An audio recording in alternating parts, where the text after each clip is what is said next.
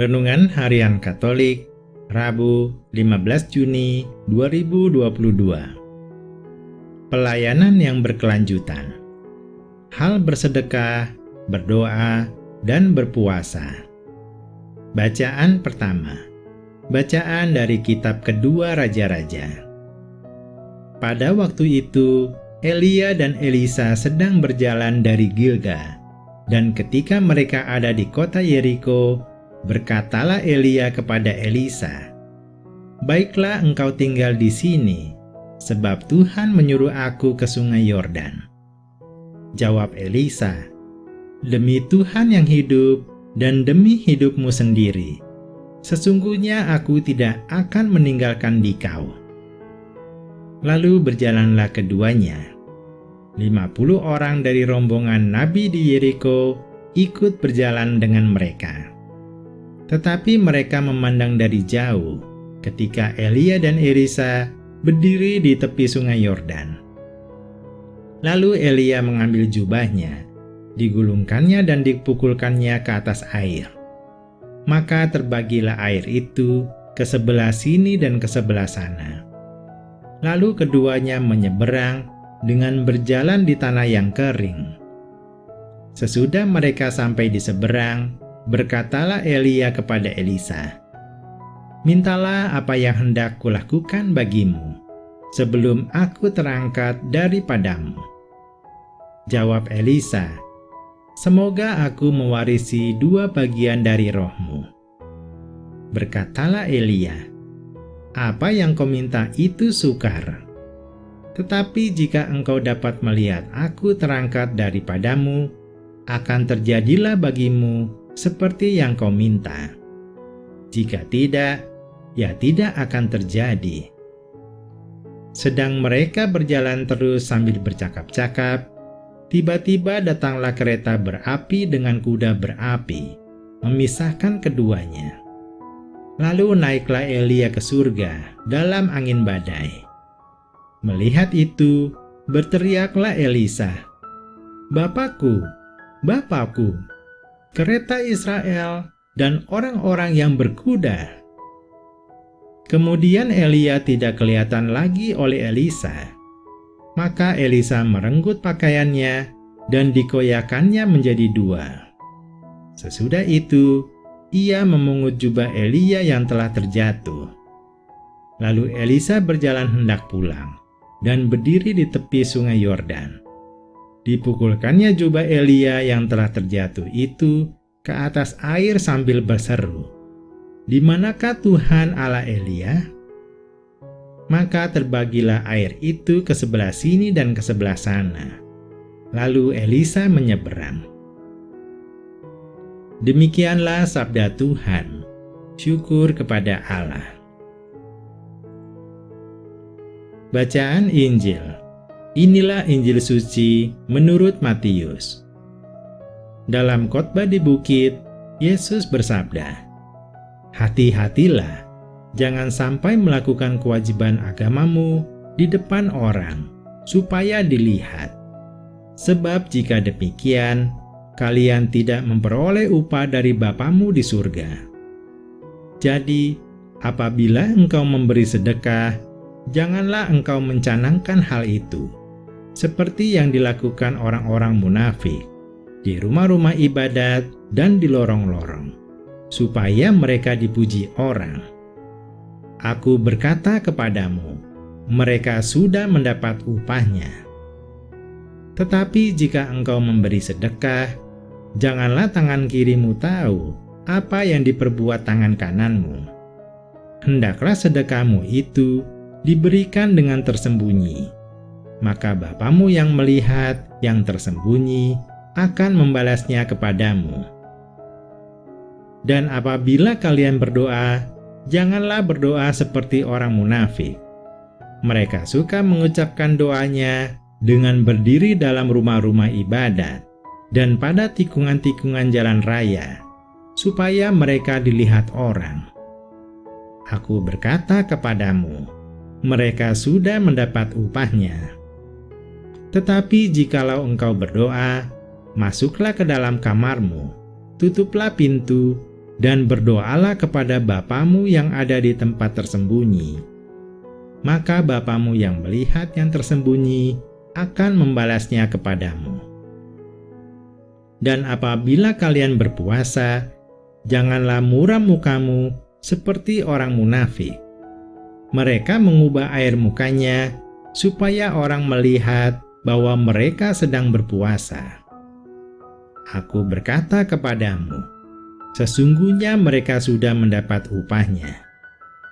Tetapi apabila engkau berpuasa, minyakilah kepalamu dan cucilah mukamu, supaya jangan dilihat orang bahwa engkau sedang berpuasa, melainkan hanya oleh Bapamu yang ada di tempat tersembunyi. Maka Bapamu yang melihat yang tersembunyi akan membalasnya kepadamu. Demikianlah sabda Tuhan. Terpujilah Kristus. Renungan. Inti dari pembacaan kitab suci hari ini adalah 1. Pelayanan yang berkelanjutan. Pelayanan adalah hal yang serius dan mulia. Elisa adalah calon pengganti Nabi Elia yang telah Tuhan pilih dan persiapkan. Elisa pun sudah mengikuti dan belajar dari hidup dan karya Nabi Elia. Sekarang waktunya sudah tiba bagi Elia untuk menyerahkan tongkat kenabiannya kepada Elisa.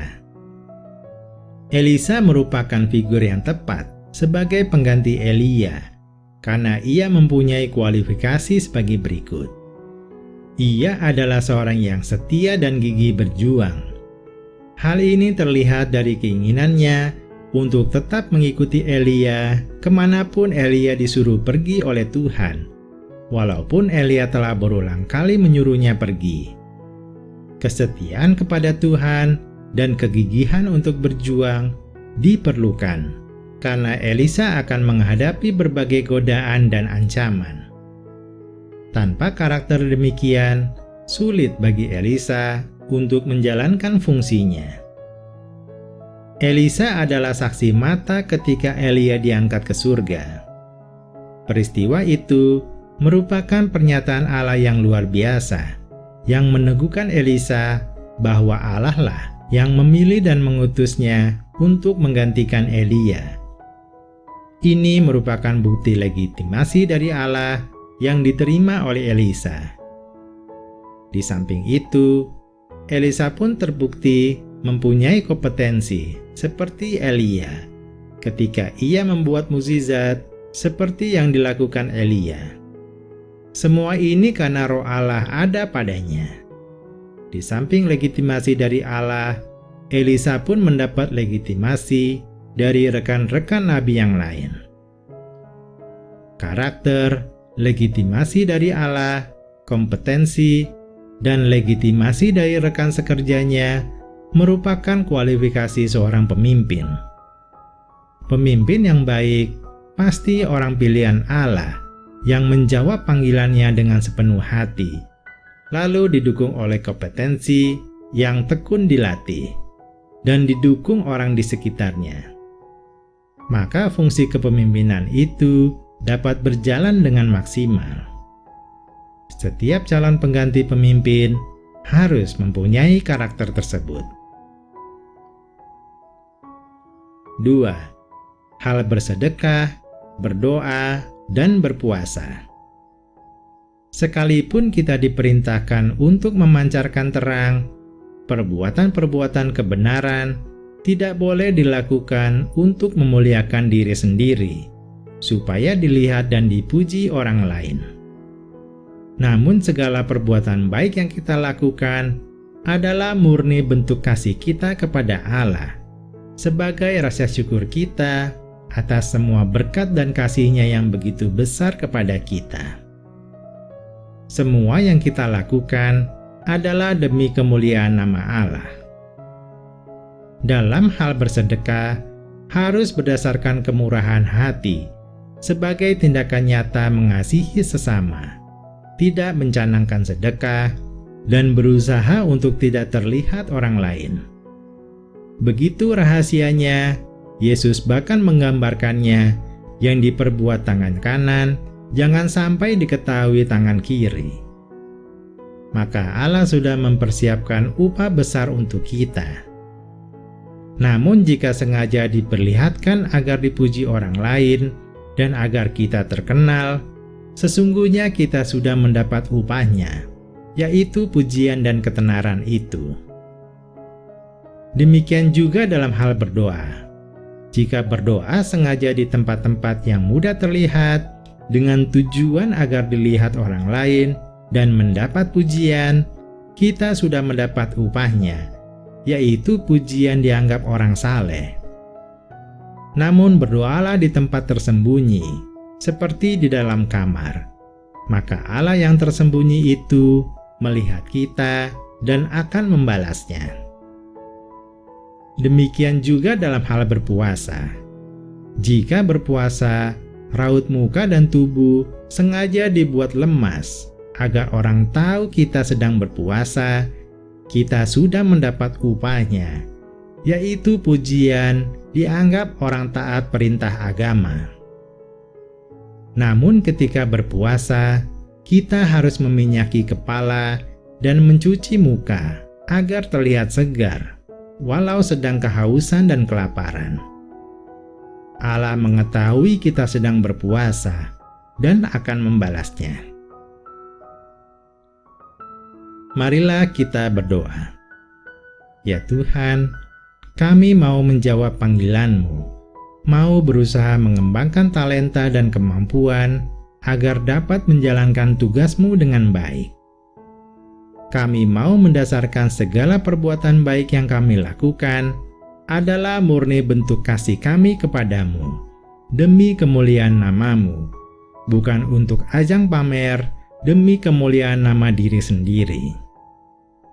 Bantulah kami ya Tuhan, agar selalu dapat memurnikan niat dan motivasi kami. Amin.